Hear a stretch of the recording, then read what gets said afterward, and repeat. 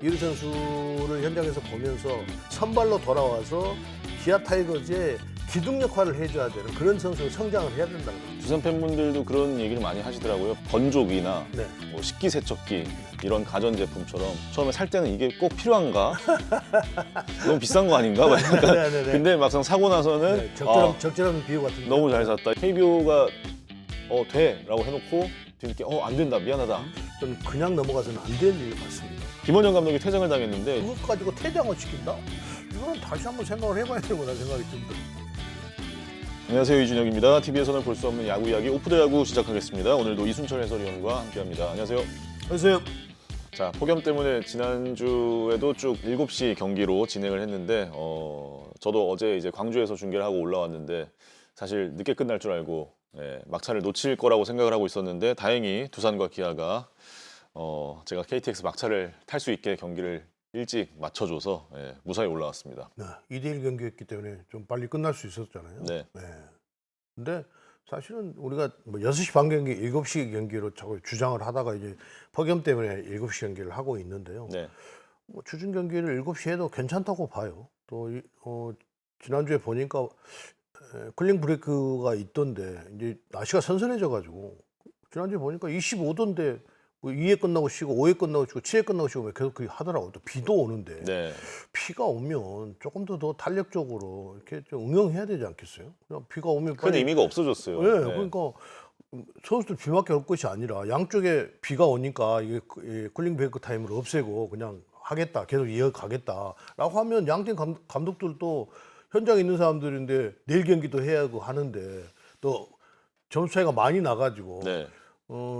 빨리빨리 경기가 진행되는 상황인데도 불구하고 그걸 뭐 다 또 규칙을 정해놨다고 그건 다 또 지키면서 하고 있더라고요. 그런 아쉬움이 좀 있더라고요. 그래서 현장이 조금 더 책임감을 가지고 할 수 있도록 KBO가 좀 얘기 좀 했으면 좋겠어요. 네. 그러니까 어쨌든 규칙은 정해놔 있지만 그날 그 사정에 따라서 현장 사정에 따라서 감독관이나 심판들이 그거를 좀 탄력적으로 좀 운영할 수 있도록 이렇게 어떤 권한을 주든지 또 권한을 받으면 심판들이 조금 더 자신감을 가지고 그거를 좀 이끌고 갔으면 좋겠어요. 근데 뭐 그냥 너무 그냥 획일적으로 그걸 하고 있는 것 아닌가 생각해요. 우리는 그거 그러니까요. 하라고 그랬으니까 그거 해야 된다. 이건 좀 그건 아니지 않는가 생각이 네. 들어요. 비도 내리고 좀 이따가 비가 내린다는 예보도 있기도 하고 비가 막 내리고 있는데도 결국은 그것은 뭐 쿨링 브레이크라고 해서 쉬면서 경기를 꼭 해야 되는 것인가 그런 아쉬움들이 참 진하게 남더라고요. 그래서 네. 현장에 감독관이나 심판들 또 KBO 이 모든 사람들이 비상 사태가 발생된 거잖아요. 사실 폭염도 그렇고 그러면 그런 부분에 대해서 충분히 좀 숙지하고 있다가 다시 이렇게 반복되지 않 야구는 계속되고 있으니까 그것이 좀 반복되지 않도록 좀 해야 될 것 같아요. 네. 저는 뭐 고척 경기도 쿨링 브레이크를 적용하고 있어서 참 좀 의아하게 생각을 했는데 그러니까 그런 점들이 네. 너무 탁상행정이라고 봐야 되는 거 아니겠어요? 왜 그래야 되는 것인지 모르겠어요. 네. 그 시간을 줄이겠다고 피치 클락도 하고 뭐 난리잖아요. 그런데 뭘 그렇게 그 운영을 그렇게 탄력적으로 하지 못하고 응용하지 못하고 그대로 가고 있냐는 거죠. 네. 그럴 필요가 없는 상황을 지금 억지로 이렇게 만들어서 논란거리를 만들고 있는 것 같아요. 현장의 상황을 잘 판단해서 적용할 네. 수 있게끔 조금 융통성이 생겼으면 좋겠습니다. 네. 자, 그럼 지난주까지의 순위표를 살펴보겠습니다. 자, 일단 KT와 삼성 2파전, 선두 2파전 한 경기 차로 계속 유지가 되고 있고요. 3위 LG, 4위 기아, 5위 두산. 지금 한 경기 반차 안에서 세 팀이 지금 중위권 경쟁을 펼치고 있습니다. 기아와 두산이 또 주말 시리즈를 맞붙었기 때문에 서로 좀 엎치락 뒤치락하는 한 주간이었고요. 5위와 6위는 지금 6경기 차까지 벌어졌습니다. 한화는 이제 5위와는 좀 많이 멀어졌고 7위 NC에게 반경기 차로 쫓기게 됐습니다.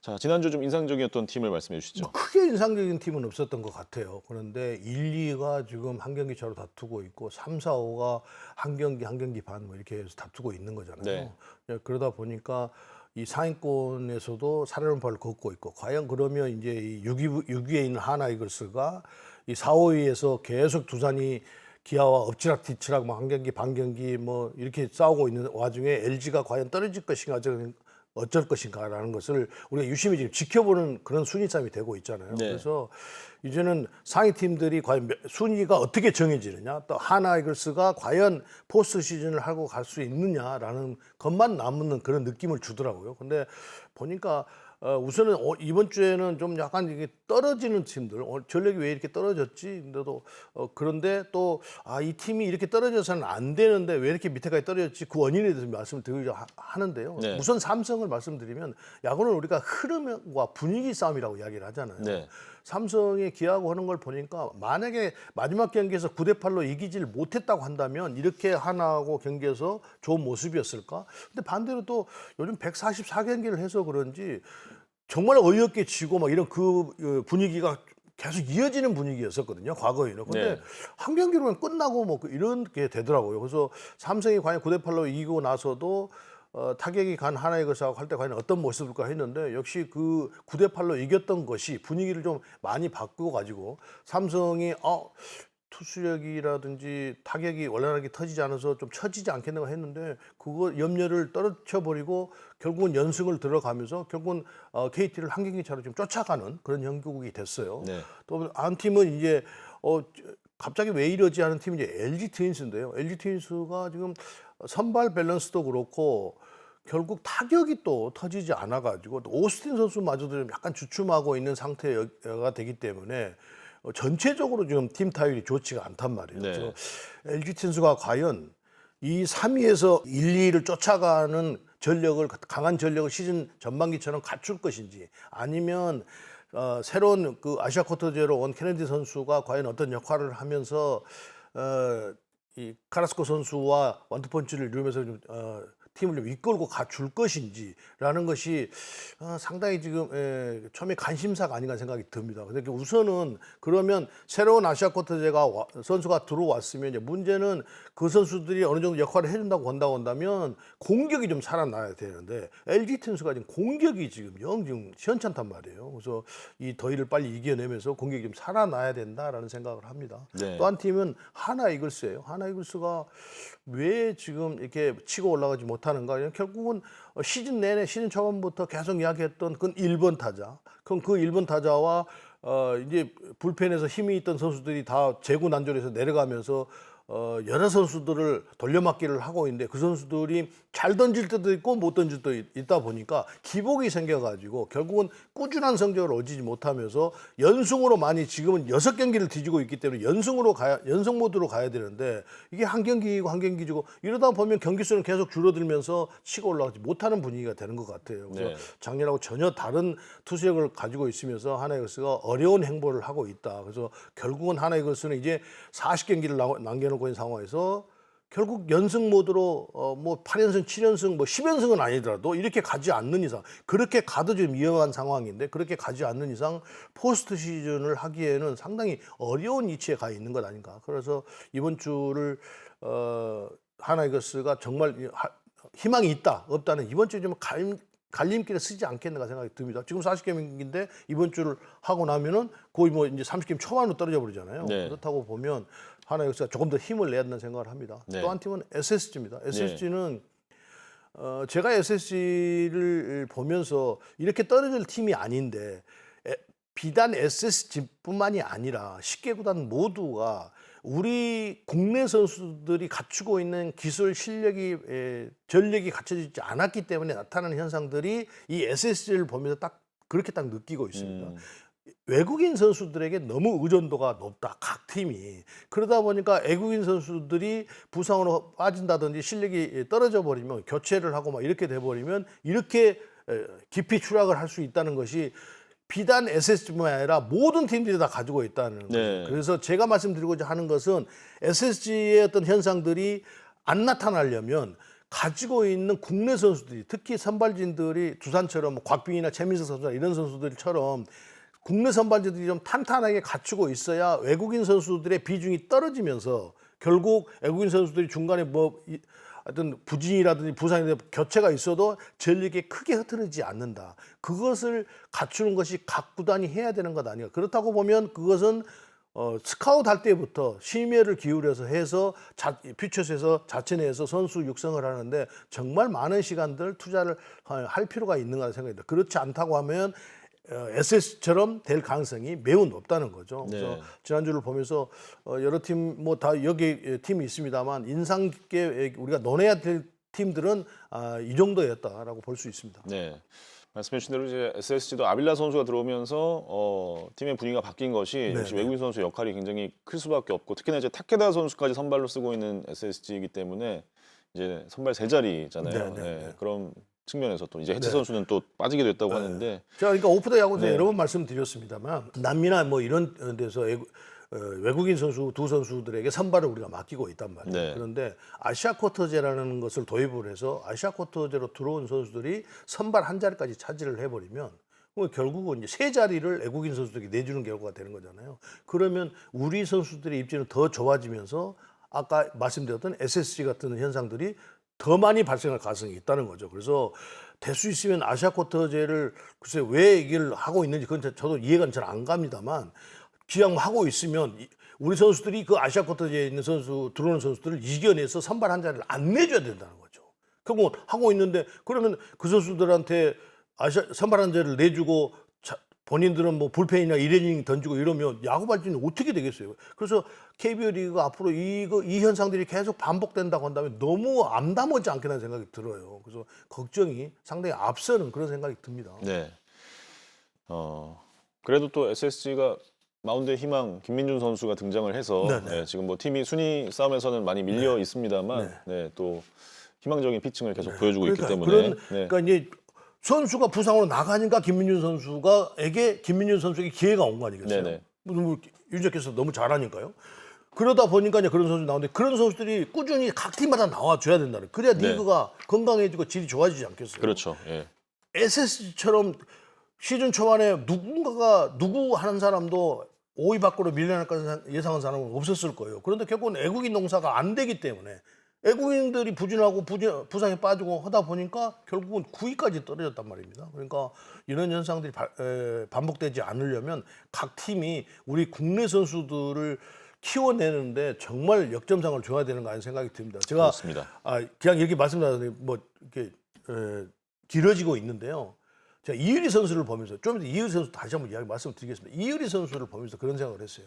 왜 꼭 일본을 갔다 와야 제구력이 좋아지는 거죠? 우리 선수도 우리 지도자들도 충분히 할 수 있는 역량을 갖춰야 되는 것 아니겠어요? 오죽하면 오종환 선수가 외국으로 나가서 그것을 교정하고 오고 다시 배우고 오는 것에 대해서 너무 안타까워서 자기가 야구 교실을 만들었다고 이야기할 정도가 된다고 한다면 우리가 좀 부끄러워해야 된다는 생각이 듭니다. 그래서 외국에 나가면 되고 국내에 있으면 안 되고 이거는 우리 야구 후배들, 우리 지도자들이 다시 한번 생각을 하면서 공부 좀 많이 해서 그런 어떤 수모들은 그 자존심 상하는 거잖아요. 그거 안 당했으면 좋겠어요. 네. 자, 다음으로 이제 주간 베스트 라인업 보겠습니다. 지난 한 주간 최고의 활약을 펼친 선수들 각 포지션별로 뽑아왔는데요. 자, 보여주시죠. 네, 저는 아빌라, 이일이, 허인서, 나승엽, 고승민, 노시환, 김주원, 구자욱, 박재현, 한유섬, 한동희 선수 뽑았고요. 이순철 위원은 올러, 이일이, 양의지, 나승엽, 고승민, 김도영, 박찬호, 구자욱, 최원준, 박재현, 자 그리고 한동희 선수입니다. 자, 뭐 말씀을 아빌라 선수를 뽑았네요. 네, 이준혁 캐스터는. 네네. 네, 보고 뭐 느끼는 게 있어요?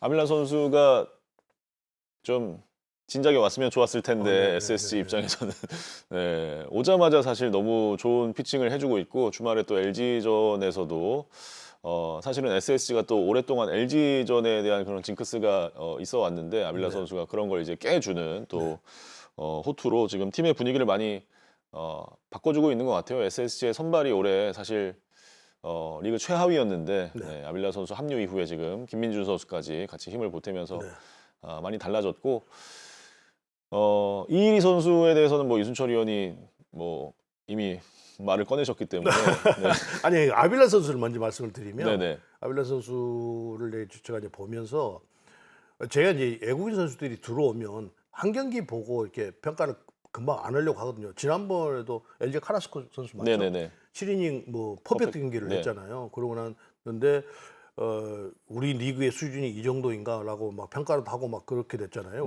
퍼펙트를 해버리니까 7이닝 퍼펙트를 해버리니까. 그런데 제가 이 오프더 야구에서 한 경기이기 때문에 두 경기, 세 경기, 네 경기 이렇게 보면 아마도 카라스코 선수를 공략을 할 것이냐, 우리 리그의 수준이 어느 정도 될 것이냐 나타날 것이다. 조금 더 지켜보실 필요가 있다라고 말씀드렸는데 역시 카라스코 선수는 첫 경기보다는 점점 우리 타자들이 적응해 가고 있고 익숙해 가고 있는 것 같아요. 네. 그러면서 이제 안타도 만들어내고 득점도 만들어내고 하면서 조금 더 이제 카라스코 선수를 알아가고 있는 것 같은데 그러니까 아빌라 선수를 말씀드리려고 제가 좀 자락을 깔았는데요. 아빌라 선수는 제가 처음에 보면서 볼도 빠르고 다양한 그 변화구의 완성도가 상당히 높다. 그런데 아무래도 익숙해지면 과연 어떻게 될 것인가라고 이렇게 보고 있었거든요. 그런데 지금까지 아빌라 선수가 KB리그에 들어와서 지금까지 던지는 그 모습을 봤을 때는 전혀 흐트러짐 없이 꾸준함을 보이고 있다는 거죠. 네. 그러니까 그것이 가장 큰 장점이라는 생각을 합니다. 그래서 뭐 카라스코 선수가 꾸준함이 없다 이것보다는 이 선수가 와서 상대에게 어느 정도는 이제 알아가고 읽혀져 가고 있음에도 불구하고 역시 마운드 위에서 희망을 가질 수 있는 그런 압도적인 투구를 하고 있다는 부분이 상당히 인상적이다라는 것을 말씀드리고자 조금 많이 자락을 깔았어요. 네. 내년에도 볼 수 있지 않을까. 예. 이 정도면 글쎄요. SSG가 그렇게 외국인 선수들에게 이 외국인 선수들 부진 때문에 이 고충을 당하고 있는데 네. 안 할 이유가 없는 거잖아요. 그렇죠. 안 할 이유가 예. 전혀 없는 거고. 바지가랑이 붙잡아야죠. 네, 예. 네, 네. 자, 그리고 이제 이일이 선수인데 뭐 158도 던지고 네, 네, 네. 한 점 차에서도 세이브하고 완전히 좀 다른 투수의 느낌으로 돌아왔습니다. 네네. 예. 그래서 제가 이르 선수를 현장에서 보면서 저 이중 킥킥 동작을 그러면 국내 지도자들은 권유하지 않았을까? 라는 생각을 해봤어요. 네. 했을 텐데 이리 선수가 아마 받아들이지 않았을 가능성도 있다. 또 한 가지는 이리 선수가 볼이 워낙 빠르고 하니까 뭔가 손을 댔다가 잘못되면 안 되니까 아예 말을 안 했어요. 이게 두 가지라고 저는 생각을 했었거든요. 네. 근데 어쨌든 이리 선수가 이중 킥킹을 가서 단기 연수를 갔다 와서 선발을 하지 않고 지금 불펜에서 투구를 하면서 자신감을 찾아가고 있단 말이에요. 근데 궁극적으로는 제가 방송에서 말씀드렸습니다만 불펜을 하기에는 너무 아까운 투수이기 때문에 이 불펜에서 자신감을 찾아가지고 선발로 돌아와서 선발 한 자리를 깨차면서 기아 타이거즈의 기둥 역할을 해줘야 되는 그런 선수로 성장을 해야 된다는 거죠. 저런 좋은 볼을 가지고 저 자투수가 이닝만 던지는 선수로 전락을 한다? 그건 저는 개인적으로 전혀 반대거든요. 그래서 이런 자신감을 찾아가지고 다시 선발로 빨리 돌아가야 된다라는 생각을 합니다. 네, 올해는 이제 시즌이 뭐 이미 얼마 안 남았으니까 네네. 자 충분히 이제 불펜에서 팀의 힘을 보태고 이제 내년에 다시 잘 준비해서 선발 마운드를 지킬 수 있기를 기대를 해봐야 되겠고요. 자, 그밖에 뭐 또 근데 박찬호 선수를 이야기하고 싶은데요. 네. 박찬호 선수가 이제 기아를 떠나면서 기아는 유격수에 어떤 고민이 생겼고 오히려 두산은 박찬호 선수. 저는 이제 박찬호 선수가 영입이 됐을 때 뭐 두산의 그 깊은 속내를 잘 모르니까 선수 중에 어떻게 돼 있는지. 그런데 젊은 유망주들이 많아서 오영진 선수라든지 안재석 선수라든지 박준수 선수, 뭐 박지훈 선수 이런 젊은 내야수들이 많아가지고 과연 박찬호 선수를 영입을 해서 무슨 큰 효과가 있을까라는 의구심을 가졌었거든요. 네, 직접 그 두산베어스 당사자들에게도 박찬호 선수 데려와서 그럼 나머지 젊은 선수들 어떻게 하려고라고 의구심도 던지고 했었어요. 그런데 아마 내부에서도 다르게 아직 이 선수들은 조금 더 성장을 해야 한다 이렇게 봤던 모양이죠. 그러니까 박찬호 선수를 그 거액을 들여서 FA로 영입을 했겠죠. 그런데 박찬호 선수가 딱 들어와서 유격수에서 자리를 딱 잡으니까 나머지 선수들도 안정감을 찾아가면서 실력이 조금씩 향상되고 있는 것 같아요.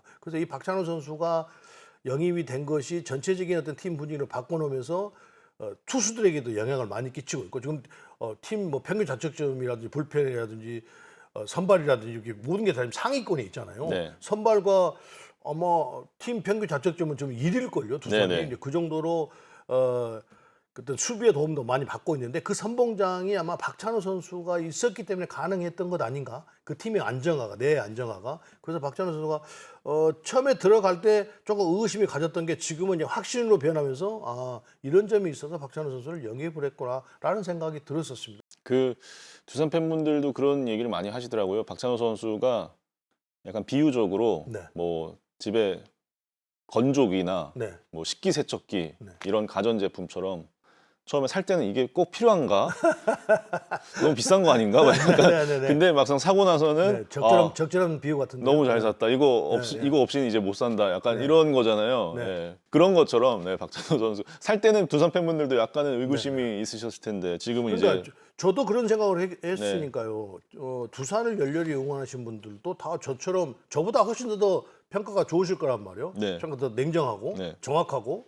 저는 뭐 10개 구단을 다 보고 있지만 두산 팬분들은 두산만 보는 거잖아요. 네. 그러면서 상대팀은 어떻게 할 것인가 뭐 이렇게 보는데 그렇게 봤을 것 같아요. 젊은 선수들, 좋은 선수들이 많다고 평가를 내리고 있는데 박찬호 선수를 거의 그래도 영입을 한다? 처음에는 그랬을 것 같아요. 그런데 그 어떤 의구심이 확신으로 변하면서 팀의 전력을 탄탄하게 바꾸는 그런 계기를 만들었다라는 생각을 했습니다. 네. 네.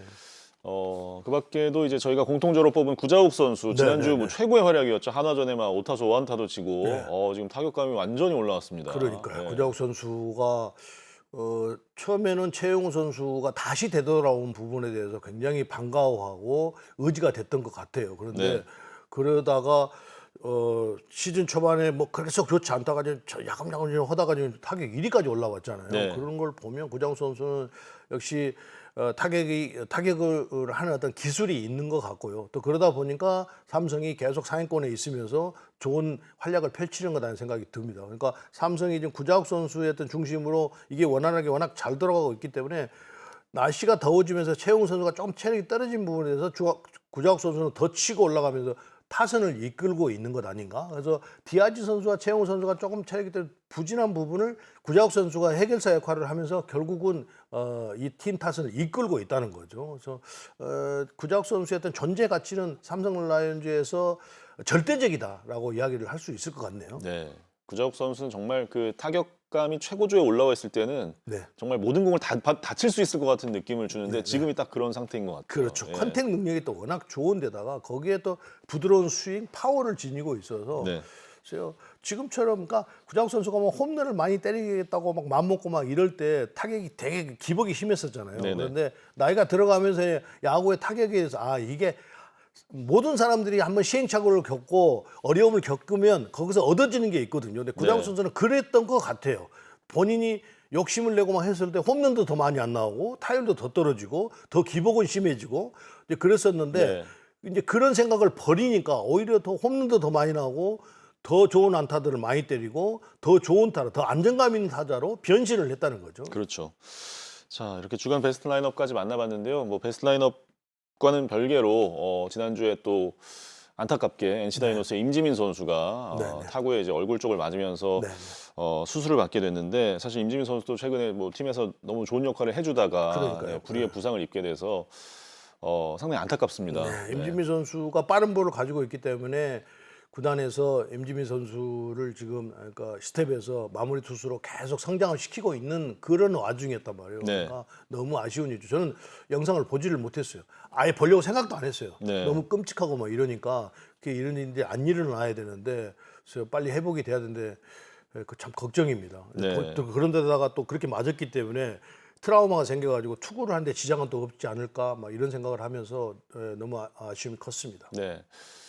뭐 이 피를 흘리는 와중에도 네. 언제 복귀할 수 있나요라고 질문을 할 정도로 지금 벌써부터 빨리 마운드에 돌아가고 싶다는 생각밖에 없는 임지민 그런 의지가 선수인데 있다고 한다면 제가 걱정하는 트라우마나 이런 것은 안 생길 가능성도 있어요. 네. 그런데 거기에 대한 공포심이라든지 이런 게 생겨버리면 상당히 선수 생활하는데 지장이 있기 때문에 그거를 좀 수술 이후에 회복하는 과정 뭐 이런 데서 잘 좀 극복을 했으면 좋겠어요. 그렇습니다. 네, 내일 수술을 받을 예정이라고 하는데 수술 잘 마치고 건강하게 회복해서 하루빨리 다시 그라운드에서 볼 수 있기를 응원하겠습니다. 자, 이제 주간 이슈로 넘어가 볼 텐데요. 먼저 첫 번째는 상처만 남은 행정착오. 지난주에 좀 큰 이슈였죠.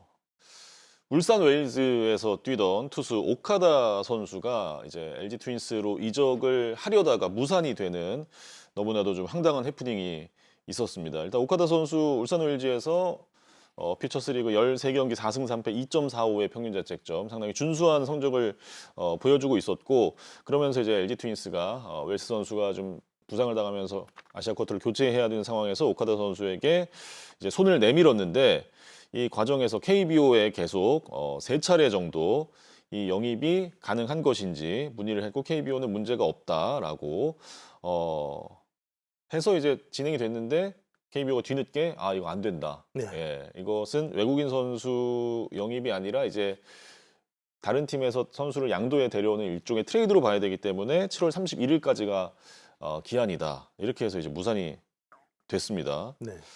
상당히 좀 KBO가 돼라고 해놓고 뒤늦게 안 된다 미안하다. 이게 참 어떻게 이런 일이 있을 수 있죠. 네, 이거는 네. 뭐 어떻게 이해를 할 수가 없는 거죠. 네. 결국은 오카다 선수에게 너무 큰 상처를 우선은 준 것 같아요. 그러니까요. 예. 이게 결국은 LG 선수들하고 결국은 정들었다가 이제 나는 이제 이렇게 내가 원하는 것으로 가서 야구를 하게 됐다라는 그런 희망이 생겼을 텐데 갑자기 그 행정착오로 인해서 그 문구 해석 잘못으로 인해서 이 오카다 선수에게 그것도 타국 땅에 있는데 결국은 오카다 선수가 고향인 일본에서 하지 않고 모국인 일본에서 하지 않고 한국까지 들어왔을 때는 그는 아시아 쿼테도 있고 하니까 네. 결국은 이 한국에서 그런 희망을 이어가면서 내가 KBO 무대에서 뛰어보겠다라는 생각을 했을 건 아니겠습니까? 네. 그런데 이런 행정착오로 인해서 선수에게 큰 아픔과 상처를 줬다는 부분에 대해서는 이건 그냥 넘어가서는 안 되는 일 같습니다. 네. 어쨌든 그런 행정착오를 다시 안 내도록 반복되지 않도록 해야 되겠습니다만 이 오카다 선수가 그렇게 해서 못 가는 부분에 대해서 다시 한번 우리가 논의를 해볼 필요가 있는 생각이 듭니다. 그러면 네. 7월 30일이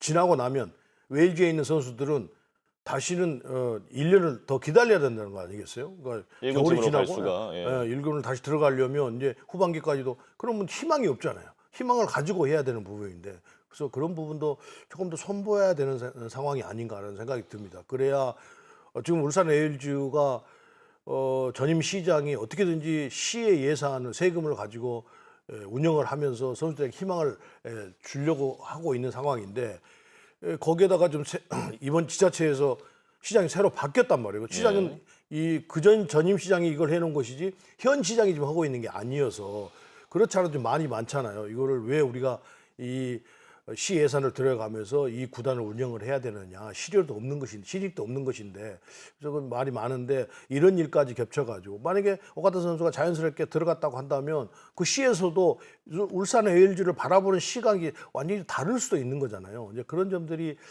맞물려 돌아가지 못하고 이런 착오들이 있어서 모두에게 어떤 실망을 줬다는 부분에 대해서는 우리가 좀 깊이 좀 반성을 할 필요가 있는 상황이 돼버렸어요. 네. 이게 규약상 왜 안 된 거냐면 이게 일반적인 외국인 선수 영입은 8월 15일까지 가능하고 그래야 이제 포스트 시즌에 뛸 수 있어서 8월 15일까지로 기한이 정해져 있는데 이것은 이제 퓨처스 리그에 속해 있는 울산 웨일즈 선수를 양도하는 계약이 되는 것이기 때문에 앞서 말씀드린 대로 트레이드처럼 이제 7월 31일까지가 이 허용 기간이라고 이제 본 거죠. 이 두 가지를 좀 혼동하면서 KBO에서도 잘못된 이제 판단을 내렸던 것 같고, 이게 아무래도 울산 웨일즈라는 팀 자체가 이제 좀 특수하게 올해 새로 창단된 팀이다 보니까 이게 첫 사례여서 KBO에서도 헷갈린 것 같습니다. 네, 예. 그런 것 같아요. 네. 그러니까 지금 현 독립야구에서 뛰는 선수들은 언제든지 영입을 할 수가 있는 거잖아요. 이 규약과 KBO와는 관련이 관계가 없으니까. 없이. 예, 예. 그런데 울산 LG만 지금 10개 구단에 속해 있는 팀이 아님에도 불구하고 이 규정을 지금 지켜야 되는 상황이 돼버린 거란 말이에요. 그래서 네.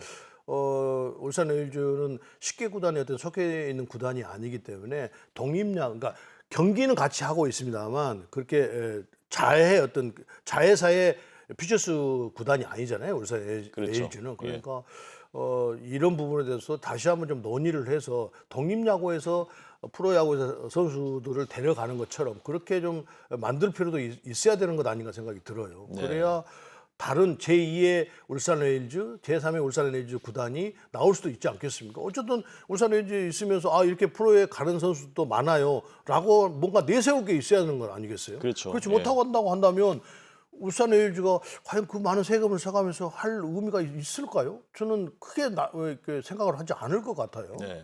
지금 나오고 있는 이제 규정 자체가 이제 울산 웨일즈라는 팀 때문에 이제 이런 규정이 만들어진 겁니다. 퓨처스리그 참가 구단이라는 것이 이제 울산 웨일즈이기 때문에 KBO 드래프트 참가 경력이 있는 선수들은 언제든지 그러니까 7월 31일 기한으로 1군 팀에 이제 올라갈 수 있는 것이고 지금 이제 최지만 선수처럼 최지만 네. 선수는 이제 KBO 드래프트 참가 이력이 없죠. 이런 선수들은 울산 웰즈에서 뛰고 있어도 이제 드래프트를 참가해야만 이제 기존의 회원 구단, 그러니까 10개 구단에 입단을 할 수가 있다는 규정이 지금 들어가 있고요.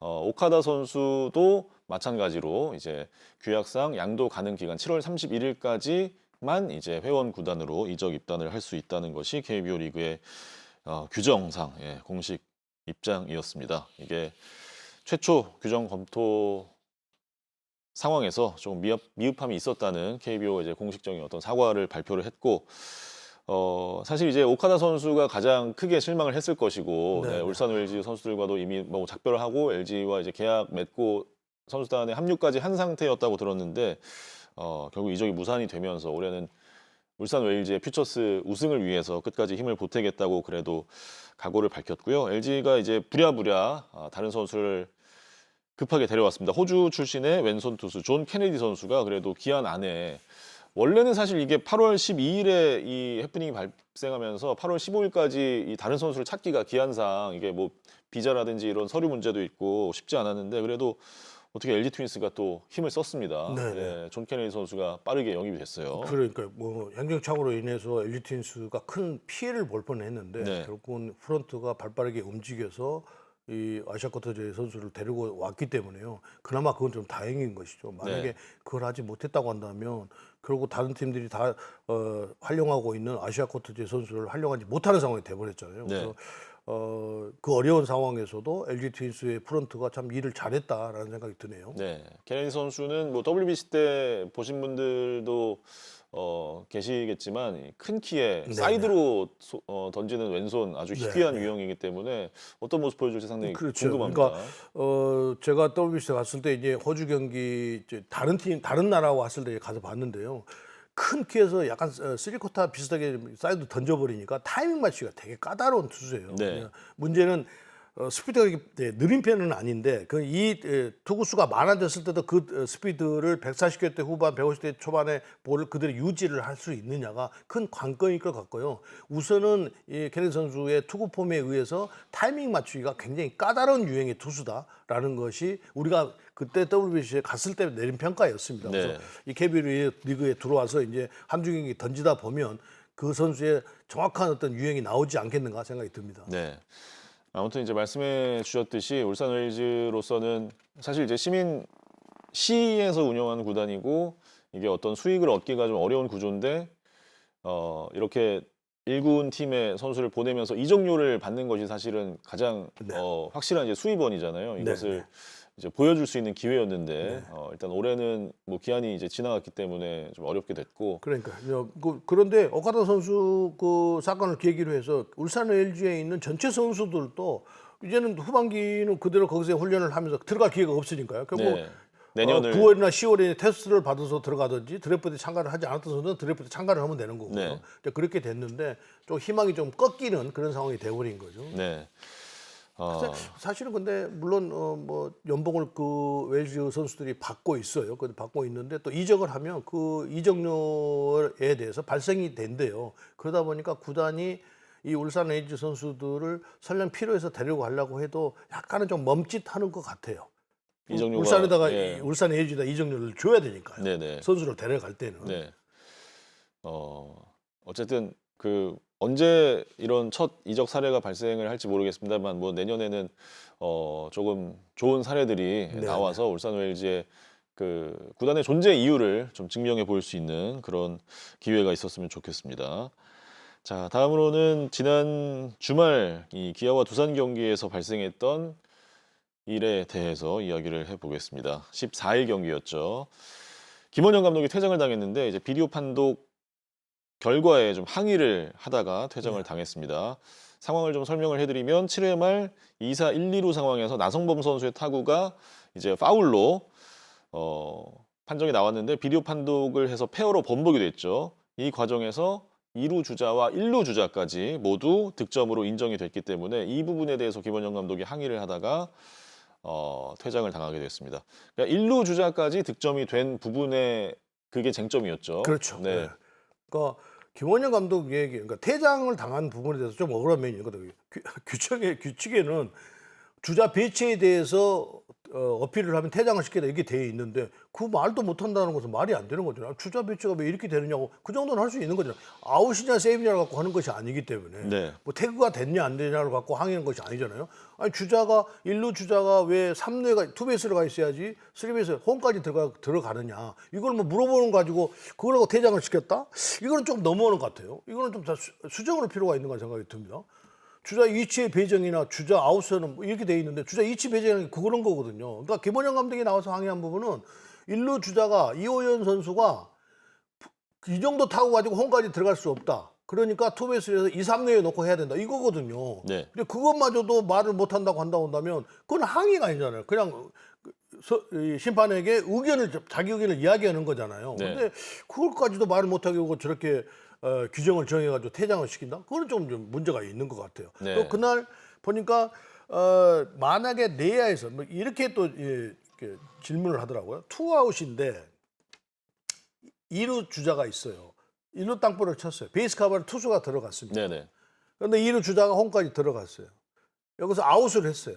둘이 접전을 이루다가 타자하고 투수하고 베이스 커버를 들어간 투수하고 아웃을 했는데 비디오 판정을 요청한 겁니다. 네. 공격자 측에서. 근데 바뀌었어요. 그러면 어떻게 할 것이냐고 질문하더라고요. 2루 주자 득점 인정할 것이냐. 김원영 감독이 생각대로 한다고 한다면 그렇게 득점을 인정할 수도 있잖아요. 그건 또 그렇게 안 되는 거예요. 제가 그렇게 저한테 질문을 하길래 그거는 아마 내야에서 이루어진 일이기 때문에 아무리 거기서 세이브이 되고 아웃이 되고 그게 결과에 따라서 이 2루자가 홈을까지 들어갈 수 없다라고 본인들이 심판들이 고유 권한으로 그거를 판단을 하기 때문에 그건 안 된다. 뭐 이렇게 이제 할 것이다라고 얘기했거든요. 제가 심판장에서 확인을 해봤더니 제가 설명한 대로 그건 내야에서 이루어진 일이기 때문에 아무리 빠른 사람이 오더라도 아무리 이루자가 빠르다고 해도 홈까지 들어갈 수 없기 때문에 주자 배치를 그러면 다 또다시 1, 3루를 해놓고 한다. 뭐 이렇게 하더라고요. 네. 그러면 그날은 그 베이스 일단은 심판이 잘못 판단을 한 거죠. 그것을 페어인데 결국은 이제 파울로 하다 보니까 그렇게 된 현상인데 그러면 외야에서 이 1루 주자가 그 정도 타고 나인 선상으로 빠져나갔기 때문에 1루 주자가 자연스럽게 홈까지 들어올 수 있는 것이다. 라고 판단을 해서 주자를 2루에 두고 두 주자를 다 들여보냈다는 거예요. 그러면 제가 이제 다 질문을 그렇게 했죠. 그럼 타자 1루 주자가 걸음이 엄청 느리다. 예를 들어서 막 이대호 선수처럼 막 엄청 느려가지고 못 들어가는 선수다. 그러면 어떻게 하냐? 그러면 2, 3루로 놔도 간다는 거예요. 그러니까 그건 심판들의 어떤 자기들이 판단을 한 고유 권한으로 그걸 적용을 한 거예요. 그러니까 김원영 감독으로서는 충분히 가서 어필을 할 수 있는 거죠. 네. 그런데 그거 2루 주자를 2, 3루로 놓고 해야 된다고 해서 왜 한 점이라도 덜 들어가는 것이 당하는 입장에서는 당연히 그렇게 생각이 드는 거잖아요. 그렇죠. 근데 예. 그것 가지고 퇴장을 시킨다? 이거는 다시 한번 생각을 해봐야 되는 거라는 생각이 듭니다. 주자 네. 배치를 가지고 퇴장을 시킨다? 주자 배치가 이렇게 돼야 되는 것을 가서 심판에게 의견 제시를 하는 거하고 퇴장을 시킨다는 것은 다시 한번 저 규정은 좀 손을 봐야 되는 거예요. 아웃 세이브라든지 뭐 태그냐 노태그냐 이거는 어차피 그렇게 하다 보면 모든 걸 다 어필하고 이제 싸움 나고 이러니까 그런다고 하지만 주자 배치를 가지고 그럴 필요는 없는 것 아닌가 생각이 들어요. 네. 지금 리그 규정이 나오고 있는데 비디오 판독 정정 상황 그날 상황처럼 이제 파울로 선언했는데 페어로 정정이 됐을 때는 심판이 이제 이 타구와 주자의 스피드 그리고 플레이가 이루어졌을 상황을 이제 가정해서 주자 배치를 하게끔 규정상 그렇게 돼 있기 때문에 이것 자체가 이제 너무 심판 재량에 많이 의존을 하고 있는 규정이어서 좀 논란거리가 되고. 그러니까 저는 이렇게 생각해요. 예. 두 가지로 볼 수 있어요. 그러니까 미국처럼 내야에서 이런 일들은 사실은 이게 그날은 이렇게 딱 라인 일직선으로 각도가 나오던데요. 각도가 나오던데 만약에 약간 측면이잖아요. 그럼 이게 정확하게 판단할 수가 없어요. 정확하게 이제 이게 볼이라고 생각한다면요. 네. 라인이 이게 끝 라인이면 여기다 볼을 놓고 여기다 양쪽에다 볼을 놓고 카메라가 여기서 비치는 것과 이쪽에서 비치는 건 이건 완전히 다릅니다. 그렇죠. 예. 각도에 정면에서 따라서. 이 라인에 딱 붙여놓고 측면에서 이렇게 보이치면 이거 딱 붙어 있어요 라인에 볼이. 네. 근데 이제 일직선으로 직선으로 가잖아요. 그럼 약간 떨어져 있는 것도 있단 말이에요. 네. 그렇게 된단 말이에요. 각도에 따라서 차이가 굉장히 커요. 각도에서 예. 완전히 차이가 크거든요. 그런데 그러다 보니까 미국 같은 데서 이게 논란거리가 너무 많으니까 안 한단 말이에요. 이거 얼마나 논란거리가 많아요. 이거 하다 보면 네. 물론 이 심판이 정확하게 판단해야지만 그게 순간적으로 쉽지 않는 일이거든요. 그래서 미국처럼 이 논란거리가 되는 규정들은 좀 안 했으면 좋겠고요. 또 한 가지는 이제 기왕 한다고 한다면 수비도 공격도 무조건 다 플레이해야 되는 거예요. 네. 정상적으로. 이게 페어라고 수비에서는 페어라고 생각을 하고 타자도 페어라고 생각하고 다 무조건 해야 되는 거예요. 나중에 이제 판독이 하는 거니까. 그래서 그렇게 하지 않으면 이 논란거리는 계속해서 이어질 수밖에 없는 거예요. 네. 그래서 심판 고유 권한이라고 그렇게 배치를 하게 되면 당한 쪽은 항상 억울해 할 거고 이 현상도 계속 반복되지 않겠습니까? 그렇죠. 그래서 이걸 판독해서 없애든지 아니면 한다고 한다면 플레이는 이제는 모두가 다 끝까지 해야 된다. 네. 그날도 안성범 선수가 막 계속 때리면서 계속 돌아라고 이야기했잖아요. 일단 돌아라. 네. 예. 그래서 어떻게 될지 이제 모르니까. 일루자가 유현 선수가 홈까지 들어가면서 그게 득점이 인정이 됐는데 그래서 하여튼 김원영 감독은 좀 억울한 그런 사건이 됐습니다. 네. 이게 뭐 다른 종목 얘기지만 축구는 이 VAR이 있어서 뭐 옵사이드가 의심되는 상황에서도 일단은 플레이를 시키고 나중에 이제 확인을 해서 옵사이드면 이제 그때 선언을 하는 그래서 뭐 그런 걸 비춰봤을 때 야구도 일단은 사실 근데 파울을 선언하면 선수들은 스톱을 하게 되잖아요. 네. 예, 근데 일단 인플레이를 시키고 판독을 보는 게 더 적절한 것이 아닌가라는 네. 생각도 저는 해봤습니다. 네, 네. 예. 애매하면 야구 너무 복잡합니다. 복잡합니다. 복잡한데 예, 복잡합니다.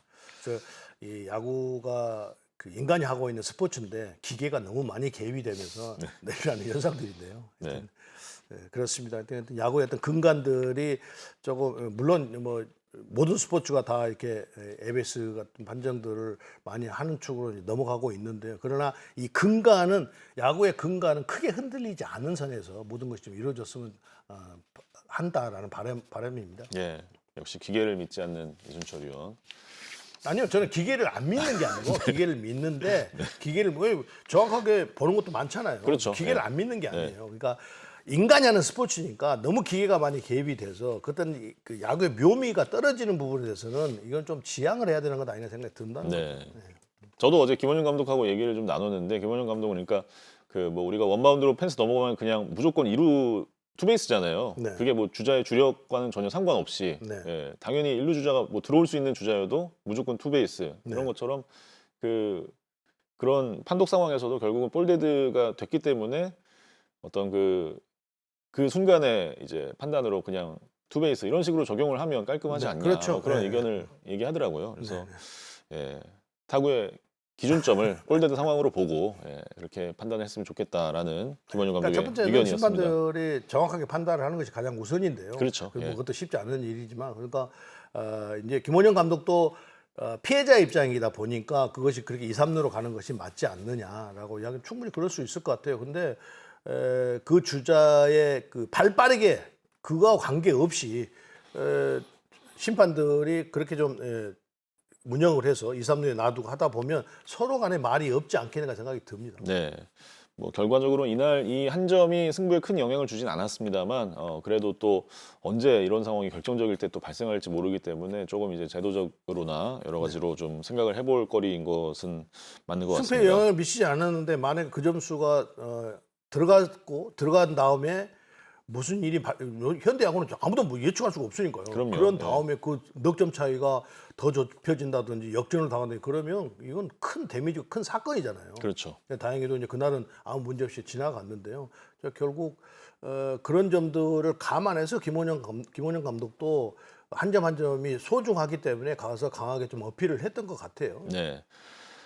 자, 이렇게 지난주에 있었던 이슈들을 살펴봤고요. 마지막으로 옵도야 픽 보겠습니다. 이번 주 가장 기대되는 대진은 내일부터 화수목 대전에서 펼쳐지는 기아 타이거즈와 한화 이글스의 경기입니다.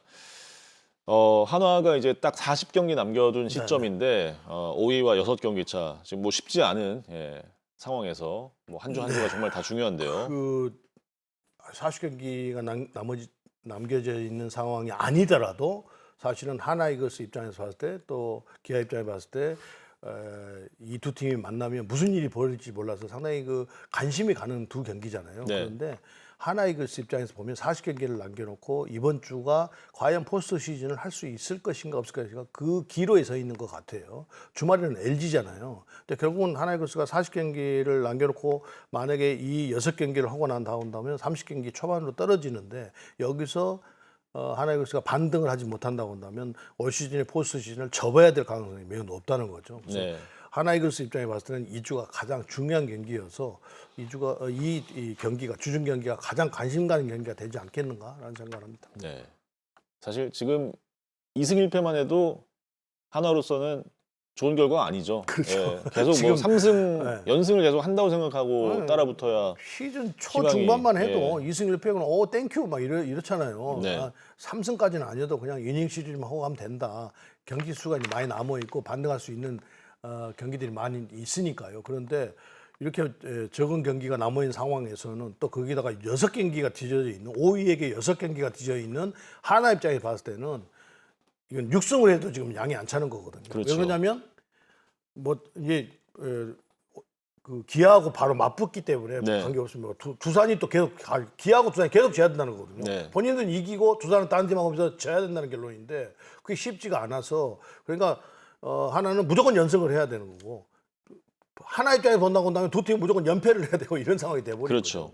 맞대결이 중요합니다. 그래서 긴 연승이 필요한 한화이글스인데 과연 희망을 이어갈 수 있을지 중요한 한 주가 될 것 같고요.